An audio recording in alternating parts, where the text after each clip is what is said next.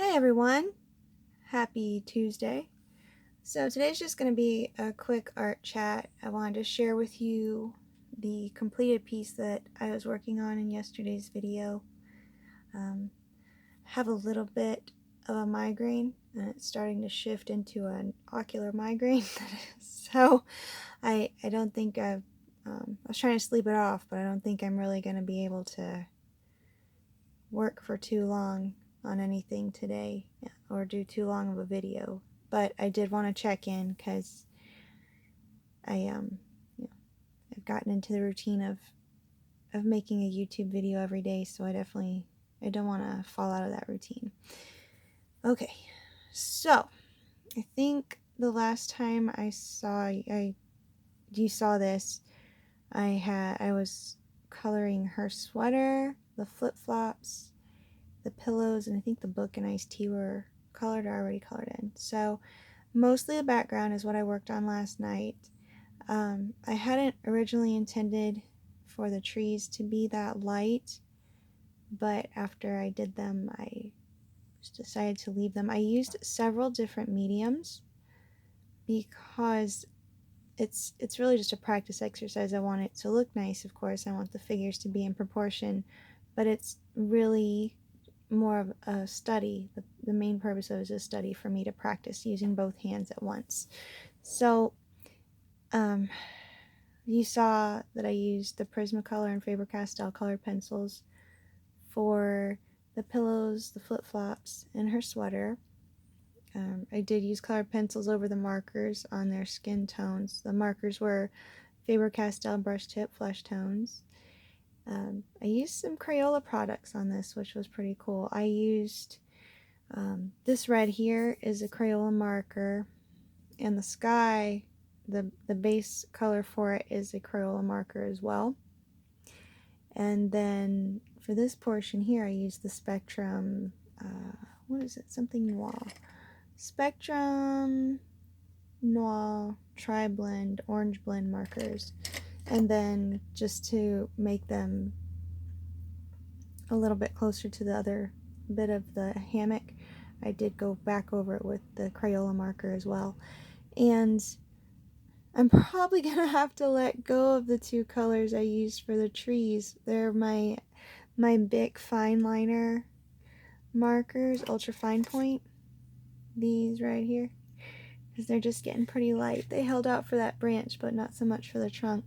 But you can see, since I used the different colors, it's okay, Joey. Joey, it's my dog. You can see, hear something outside. Where one hand was moving the lines horizontally while the other was moving vertically, just to really get the feel of trying to brave different directions with my hands, so I can eventually work with them farther apart instead of so close together. And I even used crayons, just regular Crayola crayons. These for the grass and also over the purple of the sky. So it was, and it's and I signed my name in permanent marker, so just a regular Sharpie. So those are all the mediums that went into that. Of course, my Molotow black liner, inking pens, which is what I did the initial sketch in. I didn't do a pencil sketch, I just went right into the ink, which I think I've mentioned before with my left-handed drawings. I'm doing that because I want to learn to make the lines count. If it's in pencil, they get, it's like, well, I can erase that later. If it's in ink, it's, no, really pay attention to what I'm doing and bring more precision into my work. So as you can tell, it's still sketchy. You can see the lines, but part of that is also using my non-dominant hand. Well, I was using my right hand, but also throwing in my left hand and doing dual-handed work. But I'll get there. I've noticed a difference.